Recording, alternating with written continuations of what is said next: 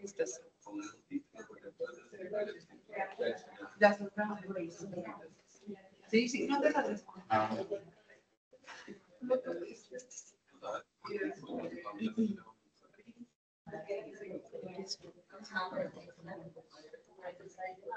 Bueno, muchachos.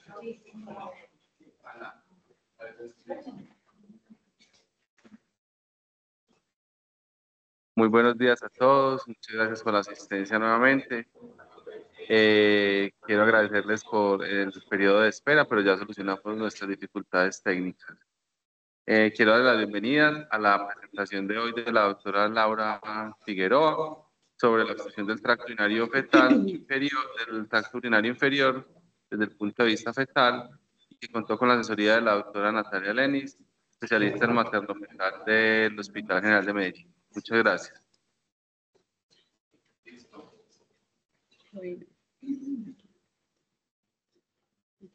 Voy.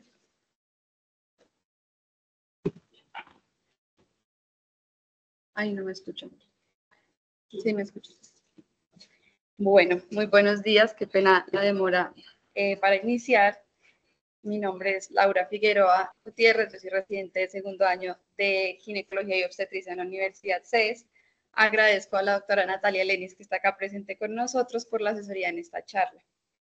Hoy les voy a hablar de la obstrucción del tracto urinario inferior fetal, el diagnóstico y qué sabemos de las opciones de tratamiento actualmente.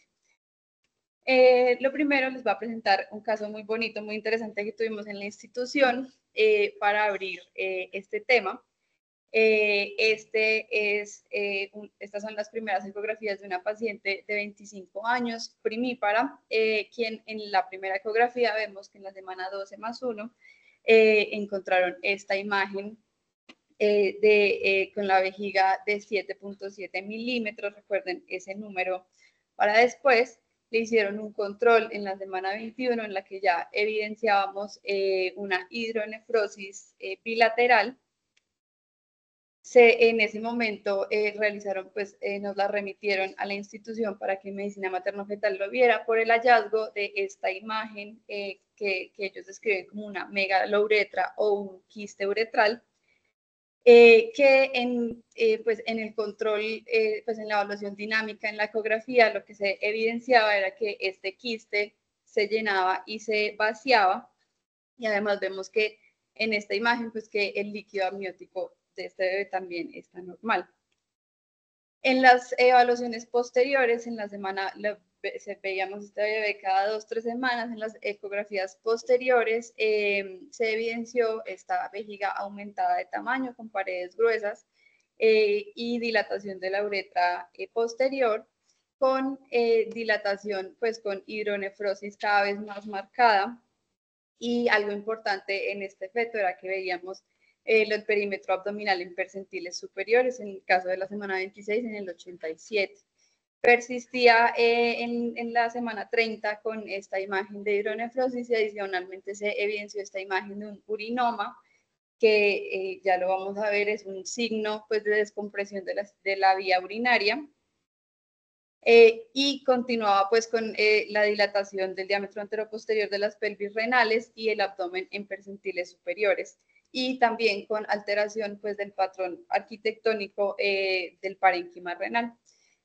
Este bebé, después de esta ecografía, a la semana 36 nació acá con hipoplasia, con hipoplasia de los músculos de la faja abdominal, y vamos a ver que tuvo un diagnóstico de un síndrome de Prader-Willi. Desafortunadamente, en este momento no tenemos datos de la familia. Los papás me comentan que todavía no lo ha visto nuevamente el pediatra, pero le haremos seguimiento a este caso. Entonces, con eso en mente, vamos a hablar de la obstrucción urinaria inferior. El objetivo principal de esta charla es conocer qué nos dice la evidencia sobre los tratamientos que tenemos actualmente para estos fetos, y si mejoran realmente supervivencia y función renal.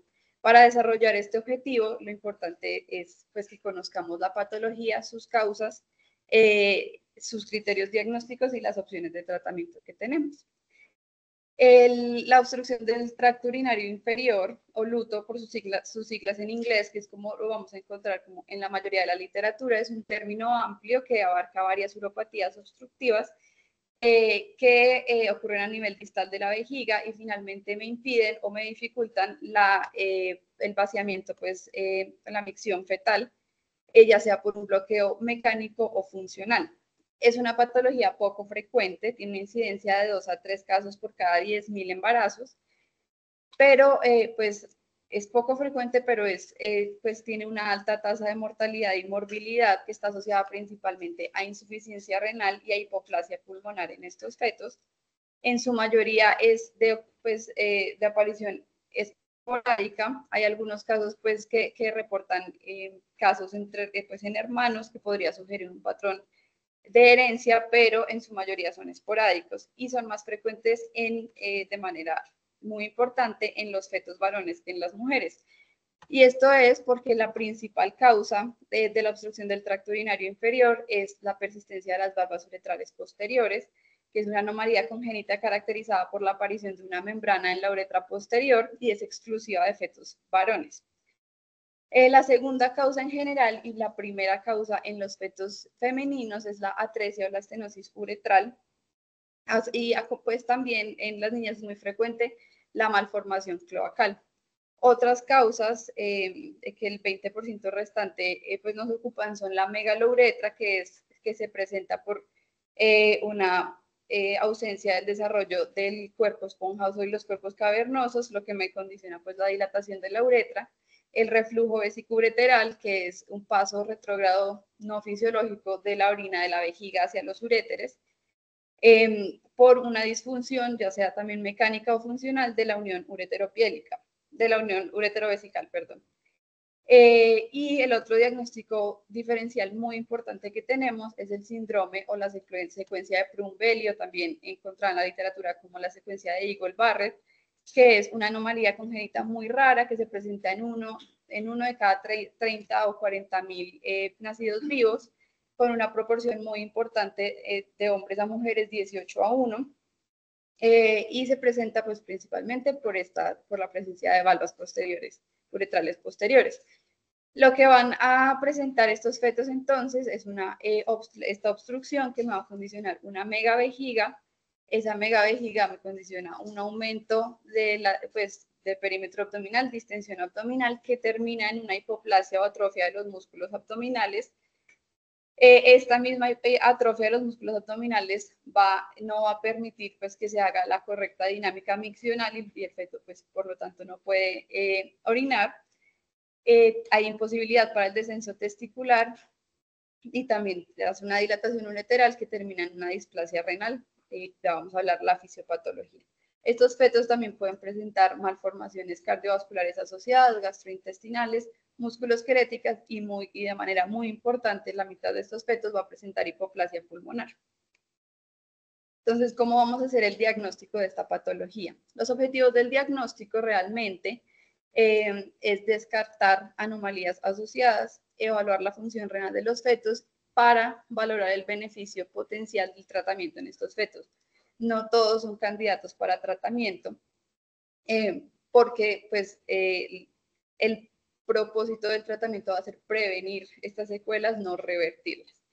Para esto tenemos el pilar principal, que es la ecografía. Nos vamos a ayudar de la vesicosíntesis seriadas para hacer el uroanálisis fetal y en algunos fetos que ya vamos a ver cuáles son, vamos a usar la cistoscopia como diagnóstico y como tratamiento. Los hallazgos ecográficos básicos en la obstrucción del tracto urinario inferior son la megavejiga, la hidronefrosis bilateral y la dilatación de la uretra posterior. También vamos a encontrar pues acompañados de oligoamnios y cambios en el parénquima renal y unos signos importantes que son los signos de descompresión espontánea del tracto urinario, que son la ascitis fetal, la aparición de urinomas o de calcificaciones peritoneales.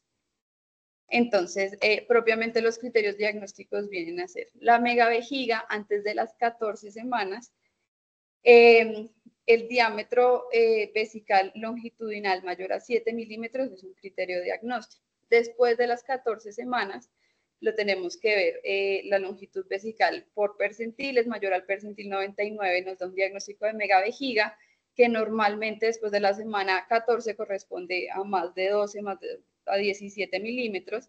Y el otro criterio muy importante es que, que sea una vejiga que no se vacía durante todo el examen de 45 minutos del examen ecográfico.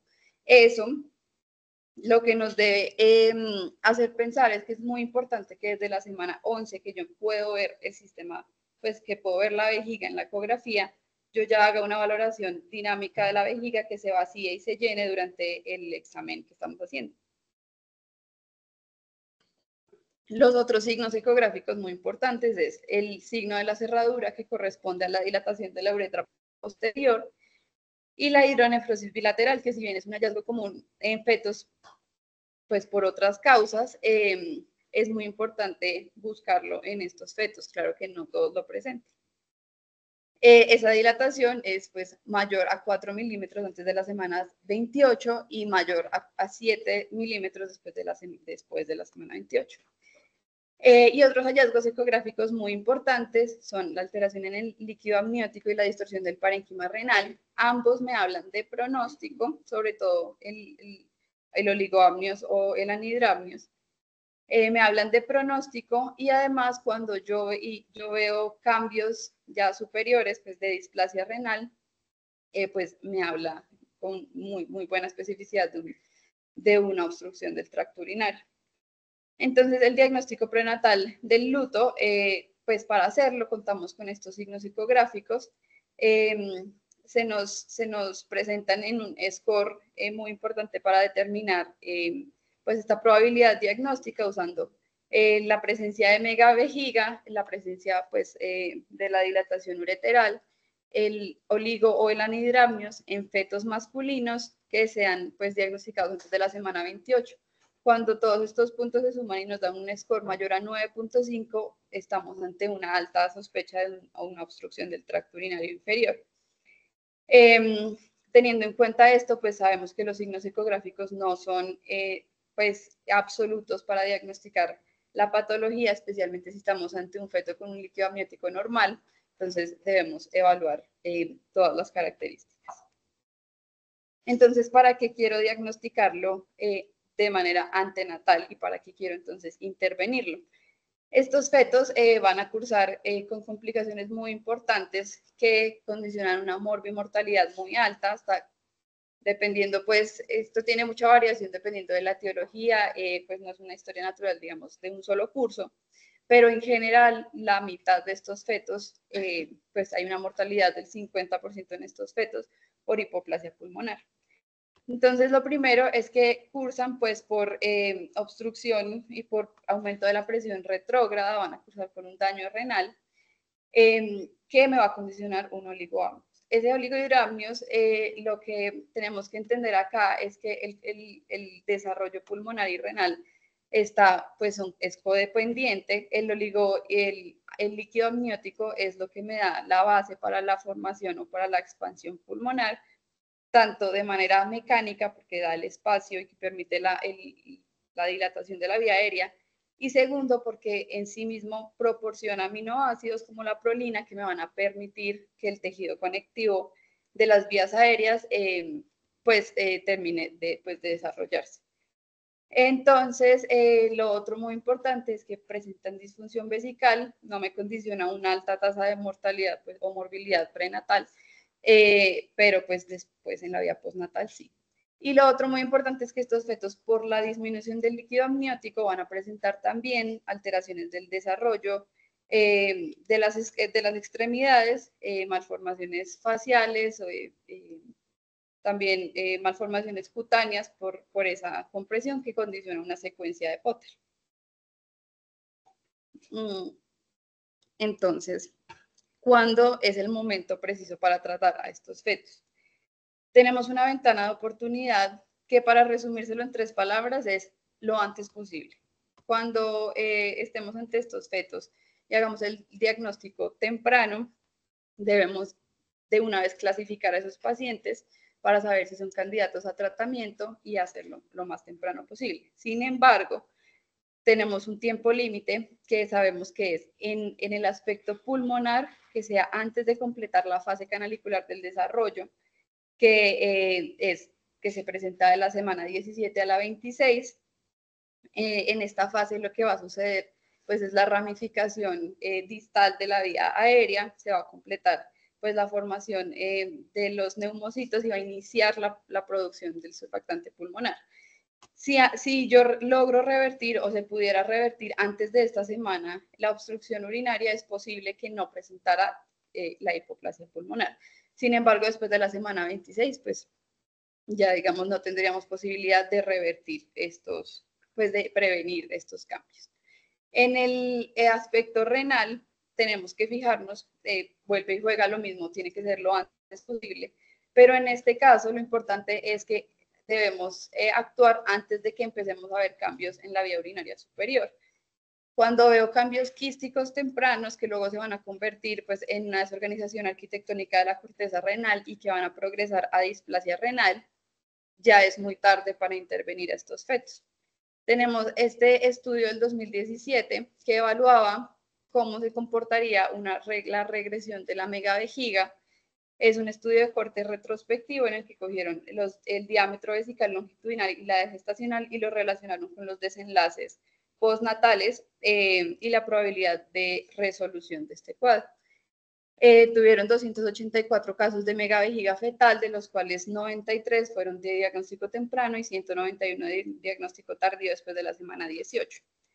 Lo que encontraron ellos y lo que nos muestra la tabla es que los fetos que presentaban, pues de los que presentaban resolución antes de la semana 23 de esa megavejiga, porque hasta un 20% de los casos pueden presentar resolución espontánea, aquellos que presentaban la resolución antes de las 23 semanas se libraban de consecuencias urológicas postnatales. Ninguno de esos bebés requirió cirugía o diálisis postnatal y tenían mejor función renal, contrario a lo que pasaba con los que después de las 23 semanas tenían pues, la resolución de la megavejiga. Entonces, lo que podríamos pensar acá es que el límite también renal es la semana 23. Entre la semana 23 y 26 sería nuestro límite para tratar a estos bebés, sabiendo que debimos haberlo tratado lo más pronto posible. Entonces, ¿cómo establezco a quiénes voy a tratar y a quiénes no? No existe un consenso clínico que nos diga, pues, que nos guíe cómo vamos a hacer la terapia fetal en estos casos. Pero lo que sí sabemos es que tiene una alta tasa de morbimortalidad para estos fetos, un 45% más o menos mueren las primeras 3 semanas y un 25% va a tener insuficiencia renal postnatal o al nacer. Y entonces el propósito va a ser que prevengamos estos cambios en vez de revertirlos. Entonces debemos aplicar criterios de selección precisos para pues, saber a qué fetos vamos a beneficiar más. Tenemos entonces este estudio del 2016 en el que se propone una clasificación de la obstrucción del tracto urinario inferior según la gravedad de los síntomas o pues de los hallazgos para orientar pues el manejo. Se realizó un estudio de cohorte retrospectiva con 25 fetos. De una vez debo hacer la advertencia que la literatura que tenemos disponible no es literatura que incluya grandes grupos de pacientes por muchas razones. Los padres muchas veces se niegan al tratamiento, hay una terminación del embarazo, una tasa de terminación del embarazo voluntaria muy importante. La financiación, bueno, son muchas razones por las que la literatura que tenemos pues, es con pocos pacientes. De todas maneras, tenemos este estudio que incluyó 25 fetos a los que se les realizó intervención fetal y se determinaron los predictores de supervivencia a los 6 meses postparto. Entonces, lo que vemos en esta tabla es que pues, nos muestra el resumen, digamos, de la predicción de sobrevida a los 6 meses y de manera importante nos señala 3 factores pues, predictores de supervivencia o de buen pronóstico, que son la ausencia de quistes renales o de cambios displásicos en la ecografía, la intervención fetal y la bioquímica urinaria favorable. Y por el contrario, nos muestra que el anhidramnios es un factor de mal pronóstico en estos casos. Entonces ellos nos logran dar una clasificación de acuerdo a la gravedad de estos síntomas, de estos hallazgos. Entonces nos dividen la severidad de la obstrucción urinaria inferior en 4. El estadio 1, que sería el luto leve, es aquel que se caracteriza por dilatación de la vía del ureteral e hidronefrosis, pero sin cambios renales y con bioquímica urinaria favorable. Y lo más importante es que tienen líquido amniótico normal. En estos casos, ya que tienen líquido amniótico normal, no está indicado ningún tipo de tratamiento porque, como ya explicamos, el líquido amniótico es el que me va a permitir que tengan un desarrollo pulmonar y renal normal.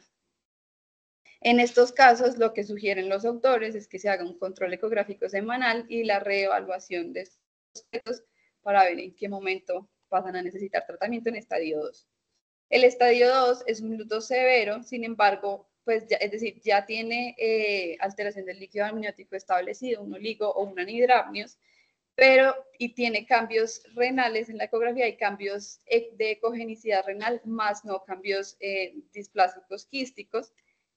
Y la bioquímica urinaria fetal todavía debe ser favorable. Y este es el grupo en el que ellos van a sugerir que incluyamos a estos fetos en tratamiento, porque todavía tienen bioquímica favorable y la displasia renal no está establecida. En el estadio 3, vamos a ver que hay cambios renales tanto en ecogenicidad del parénquima como cambios quísticos. Sin embargo, todavía, y no tienen la bioquímica favorable en este caso. Sin embargo, todavía lo que se considera que se puede hacer en estos casos es que los fetos, pues ya no podemos revertir digamos, el deterioro renal, pero sí podríamos prevenir hipoplasia pulmonar en algunos de estos fetos. Es a considerar el tratamiento en este caso. Y en el grupo 4, que ya es un luto severo con pues insuficiencia renal inútero, ya no está indicado el tratamiento. Entonces, por esta razón, por tener en cuenta estos criterios para estadificar a estos pacientes, para incorporar estos fetos en alguno de los protocolos de tratamiento, necesitamos primero hacer un cariotipo, un estudio genético fetal y una bioquímica urinaria. La citogenética y el FISH, lo que vamos a hacer, el cariotipo y el FISH, lo que lo va a justificar es que estos fetos se presentan en un 12% asociados a una anomalía cromosómica y por eso vale la pena en ellos estudiarlo primero con una biopsia corial o una amniocentesis. El problema con la amniocentesis pues es que si estamos en un contexto de un oligo o un anhidramnios, pues no la vamos a poder realizar. Y en estos casos se justifica hacer la obtención del material genético por vesicocentesis, que además la necesitamos para hacer el estudio de la bioquímica urinaria. Para determinar la función renal, entonces lo que vamos a hacer es una vesicocentesis, varias vesicocentesis seriadas, necesitamos 3 muestras porque la orina que está inicialmente ahí, pues digamos, retenida en la vejiga, no nos va a dar muestra de la verdadera función renal del feto, tenemos que hacerlo seriada y comparar. Y lo que debemos hacer es medir, o lo que se mide en una bioquímica urinaria, es la osmolaridad, la beta-2 microglobulina y los electrolitos.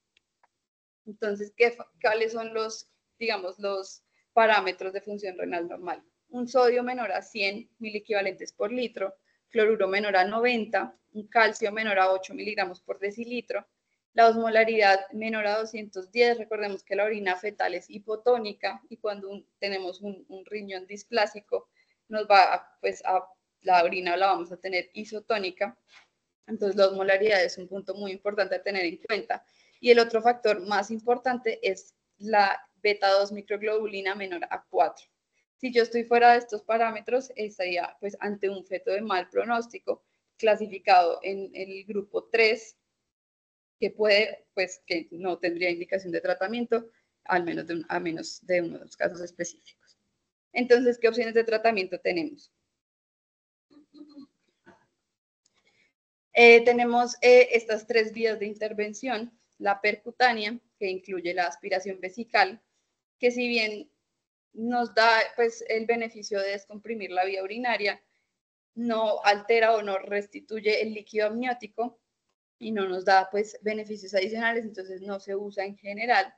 La segunda es el shunt vesicoamniótico, que es nuestra primera opción de tratamiento en estos fetos, que ya lo vamos a hablar. Y la amniinfusión no se realiza a menos de que estemos en contexto de pues la colocación de un shunt vesicoamniótico y yo necesite restituir el líquido amniótico primero.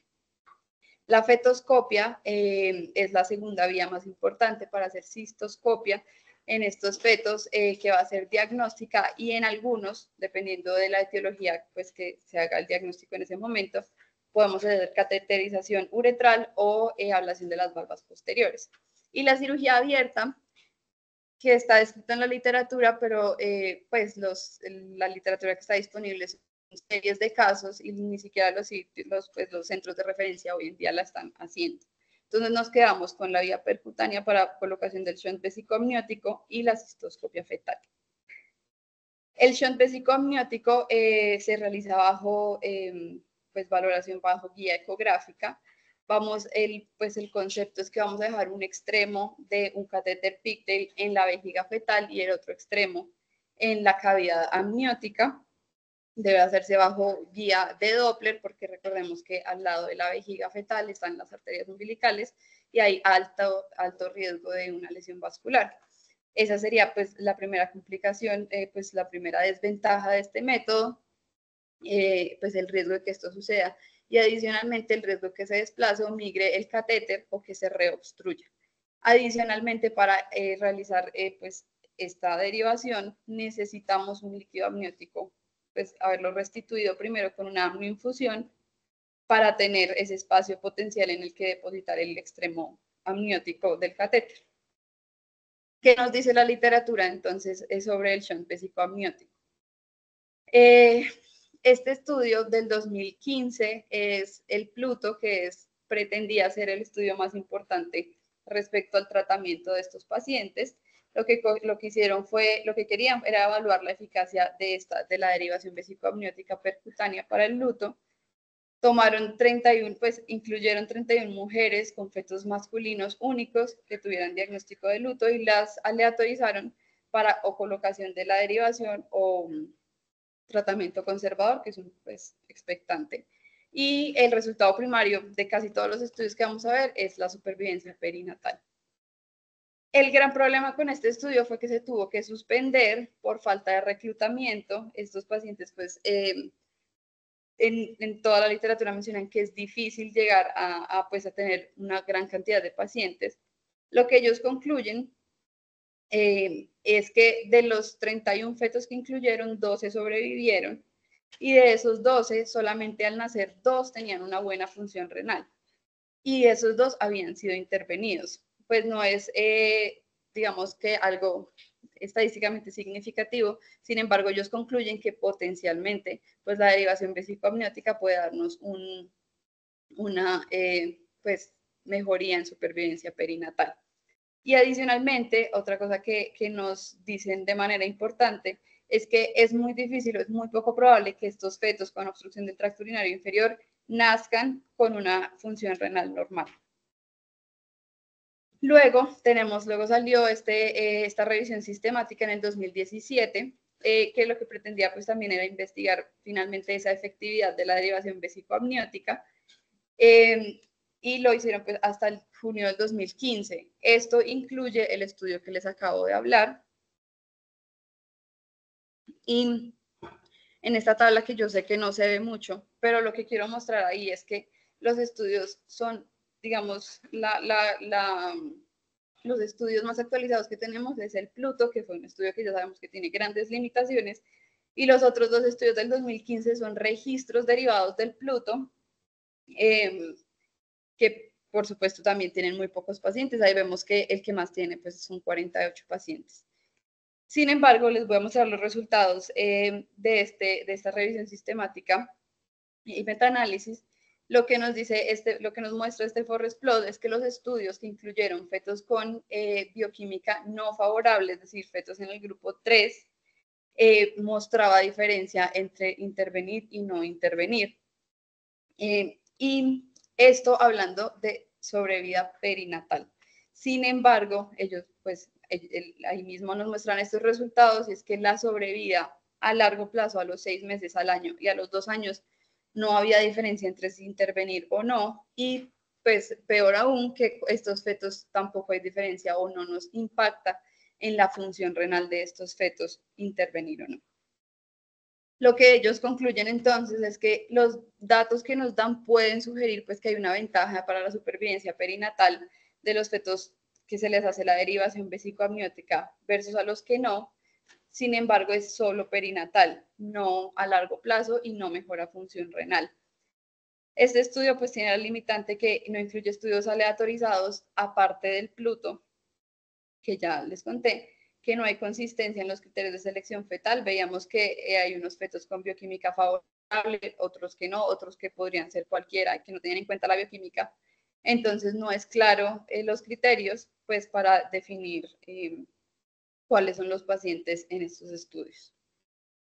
La otra opción de tratamiento entonces es la cistoscopia fetal, que es una herramienta diagnóstica y en sí mismo terapéutica, que nos va a ayudar, que tiene una muy buena sensibilidad y especificidad para determinar la etiología de la uropatía, evita la necesidad de que tengamos que hacer una infusión como en el shunt vesicoamniótico y permite el tratamiento en el mismo momento del diagnóstico. Es decir, si tengo valvas uretrales posteriores, se pueden hacer ablación o podría poner un stent y dilatar la uretra. Entonces, es una muy buena opción. Sin embargo, es obviamente una técnica mucho más compleja. Solamente personas entrenadas altamente y con equipos muy especializados, pues lo sabemos hacer, lo saben hacer. Y además tiene una alta tasa de complicación con fístulas y sangrado fetal. Entonces, pues condiciona que hoy en día sí se hace, pero tal vez tenga una connotación un poco más experimental. ¿Qué nos dice entonces la literatura acerca de la cistoscopia fetal? Este estudio, que es del 2016, quería informar los resultados a largo plazo después de la cistoscopia fetal y evaluar la precisión del procedimiento para el diagnóstico. Esto fue un estudio de corte retrospectivo que incluyó fetos pues, que se sometían a cistoscopia en 3 centros escogidos que fueron en Francia, México y Brasil entre enero del 2004 y diciembre del 2013. Lo que encontraron ellos en las 50 cistoscopias que realizaron, pues corroboraron que efectivamente la principal causa es la presencia de valvas uretrales posteriores, atresia y estenosis uretral. Lo importante de este estudio es que la cistoscopia tuvo una precisión para el diagnóstico en el 91% de los casos. Ellos también encontraron que estos fetos, los que se sometían pues de una vez a tratamiento de las valvas uretrales posteriores por ablación láser, el 50% sí sobrevivía a los 2 años y de esos pacientes un 70% tenía una función renal normal, es decir, en el tratamiento de las valvas uretrales posteriores mostraba un beneficio. Sin embargo, cuando uno se pone, pues se ponen a mirar, los fetos con valvas uretrales posteriores, pues eran los únicos que se podían tratar en este momento. Por ejemplo, si tenían una estenosis muy severa o una agenesia uretral, por supuesto que no se podía hacer la cistoscopia, incluyendo estos pacientes a los que no se pudo realizar la cistoscopia, pues solamente un cuarto de estos pacientes iban a tener función renal normal. De todas maneras, lo que concluyen es que la cistoscopia es muy buena para darnos un diagnóstico preciso de la causa de la obstrucción y que podría ser una opción, una alternativa preferible a la derivación vesicoamniótica en ciertos casos. Sobre la cistoscopia, entonces en el 2011 tenemos esta revisión sistemática que pues quería evaluar la eficacia de la cistoscopia en el diagnóstico y terapia y tratamiento de estos fetos. Incluyeron 2 estudios que hablaban de cistoscopia específicamente y pues mostraba, o sea, en este forest plot de efecto de la cistoscopia versus no intervención, mostraba un beneficio pues de la cistoscopia Sin embargo, cuando nos ponemos a ver bien, tiene un OR de 20 con un intervalo de confianza gigantesco que es de 3 a 108. Eso sucede porque es una muestra muy pequeña de pacientes, entonces no podemos pues, tener esto como absoluta verdad. Ellos mismos en el estudio pues, nos dicen que hay poca evidencia publicada y de pobre calidad sobre la evidencia de la cistoscopia fetal. Por lo tanto, aún se considera como una intervención experimental. Las limitaciones, pues por supuesto, es que es el tamaño tan pequeño pues, de la muestra con los intervalos de confianza muy amplios. Y hay una heterogeneidad muy importante en los protocolos de tratamiento, entonces no se puede como establecer un paciente, o sea, un tipo de paciente específico.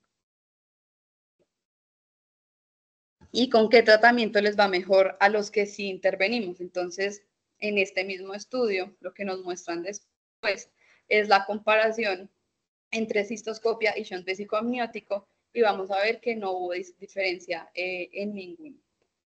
Adicionalmente, el resto pues, de la literatura, por ejemplo, acá en el 2015 tenemos también este estudio que buscaba evaluar la eficacia de la intervención fetal mediante cistoscopia o derivación vesicoamniótica, ya comparando las dos.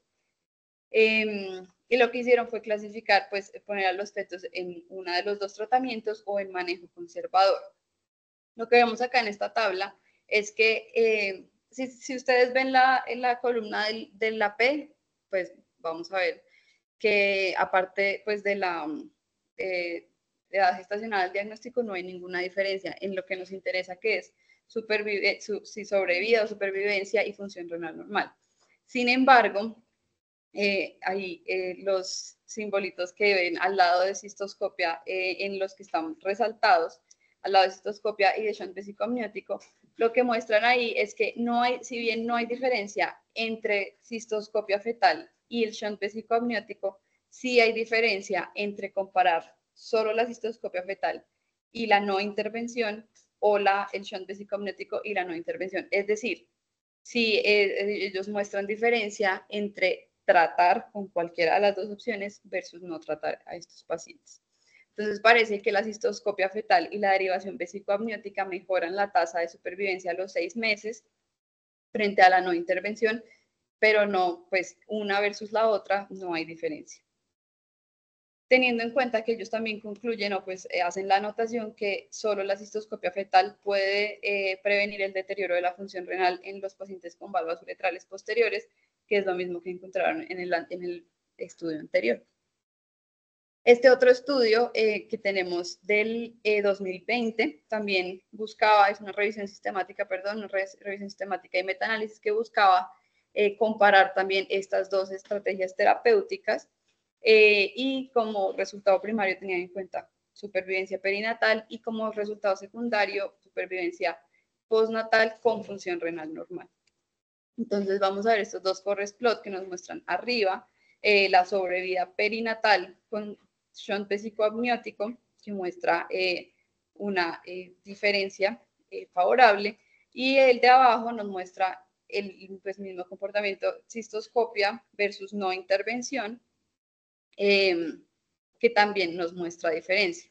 Ellos entonces concluyen que la derivación vesicoamniótica prenatal y la cistoscopia pueden mejorar significativamente las tasas de supervivencia perinatal, pero pues que no hay ni diferencia entre los dos y no hay diferencias a más largo plazo o respecto a la función renal de estos pacientes. Entonces no tenemos pues una evidencia sólida a favor de ninguna de estas dos intervenciones.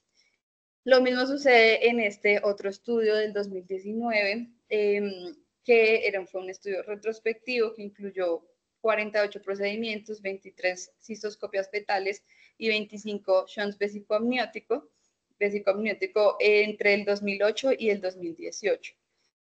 Ellos entonces nos muestran acá en su tabla de resultados que efectivamente no hay diferencia significativa en ninguno de los desenlaces después del tratamiento, ni en tasas de sobrevida, ni en función renal, ni en desenlaces urológicos, y no hay diferencia entre ninguna de las dos. Que adicionalmente las dificultades técnicas son algo muy importante que hay que tener en cuenta en estos pacientes a la hora de pensar en el tratamiento, y que lo importante acá no es decir, ay, no hay diferencia, no hay nada, nada sirve, sino que impulsar el desarrollo de instrumentos apropiados para realizar estas intervenciones. También nos muestran la tasa de complicaciones, que no hubo diferencia entre ninguno de los dos parece ser más seguro que el otro. Ambos mostraban pues que la complicación más frecuente es la ruptura de membranas y parto prematuro, y en la derivación vesicoamniótica pues la migración o el desplazamiento del shunt. Entonces vemos que tampoco hay una diferencia en seguridad o en complicaciones de estas dos intervenciones. Entonces, para concluir, vamos a ver que no hay evidencia clara que pruebe cuál es el mejor manejo en estos casos. Ninguno de los dos tratamientos pues, que tenemos como principales ha mostrado que mejore la sobrevida libre de enfermedad renal a largo plazo. Entonces no tenemos evidencia de cuál sea mejor.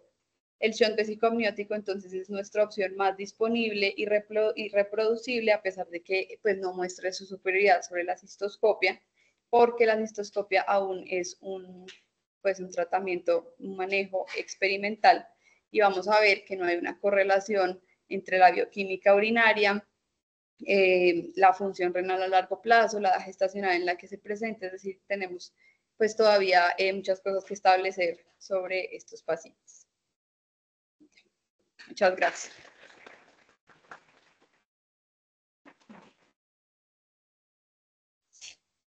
Muchas gracias, Laura. Excelente presentación. La doctora Natalia, ¿desea hacer algún comentario, retroalimentación, Pues, observación? es un tema como que uno ve como muy sombrío, siempre lo vemos como muy sombrío, no hay nada que hacer, pero lo importante es pues, que quede claro de todo, como determinar esos pacientes en los que podemos hacer algún tipo de intervención, que si bien no ha demostrado evidencia pues, de que tenga estadísticamente significativa, de que tenga algún beneficio, pues nos ayuda como a tener datos sobre pues, cómo evolucionan esos fetos. O sea, estamos todavía como en un periodo experimental en todo. Yo pienso que en el CHUM también.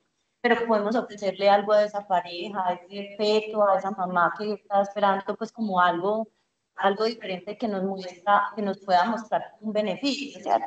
A pesar de que obviamente no hay, pues yo pienso que todos los estudios son con pocos pacientes, es una patología poco frecuente, que es el primer paso pues para tener pocos pacientes.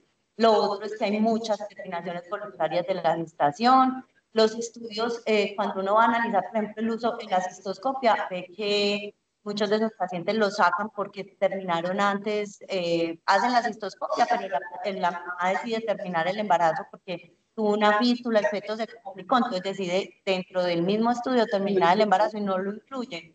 Entonces, esos también son resultados que no son adecuados, que hay que incluir.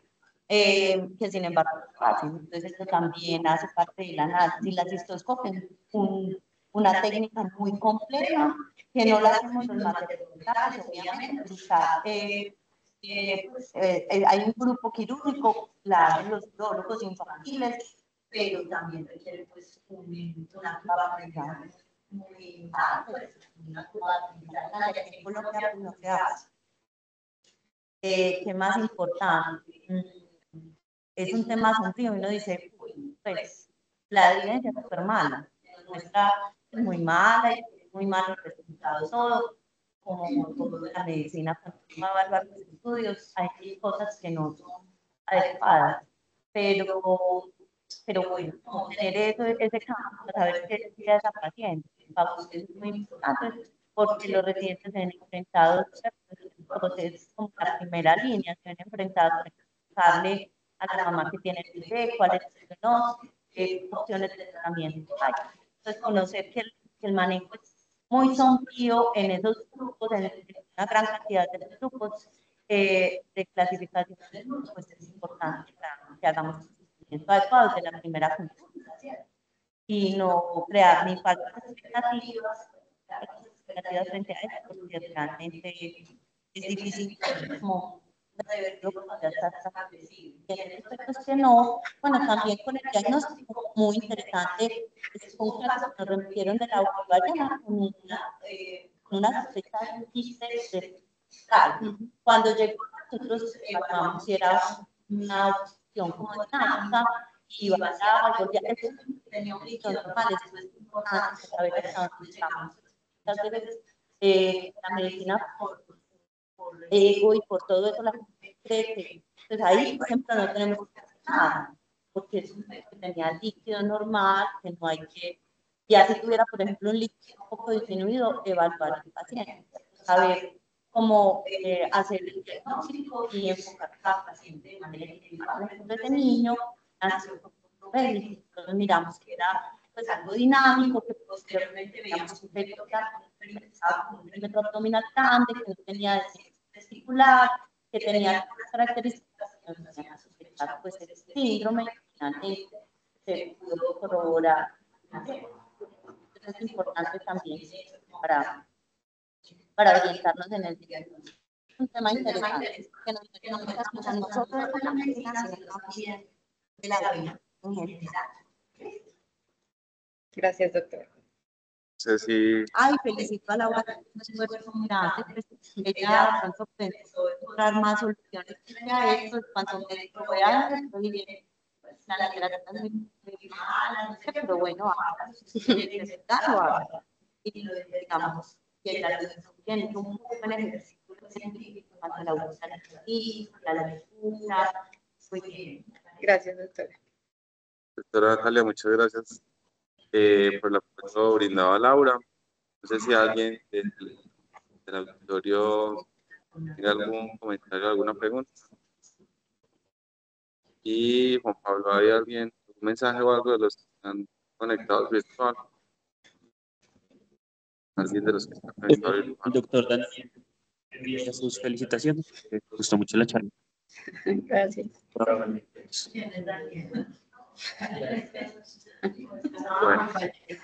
Laura, muy buena presentación. Como dijo la doctora Natalia, a veces es difícil, no se arriesga a ciertos tipos de temas que arriesgan.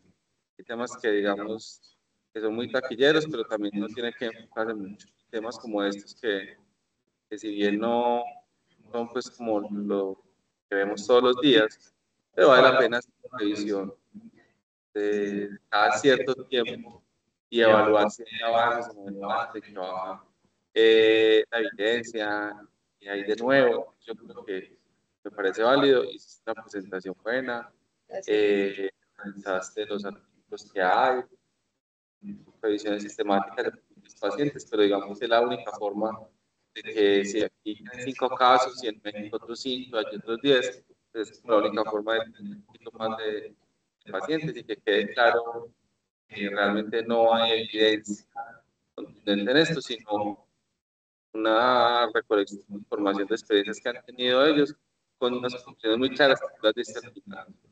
Mejor tratar que no tratar, como también lo dice la doctora Natalia, cuando está indicado, y tener esta información clara para poder hablar con los pacientes.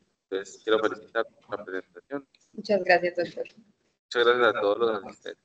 Que tengan un feliz día.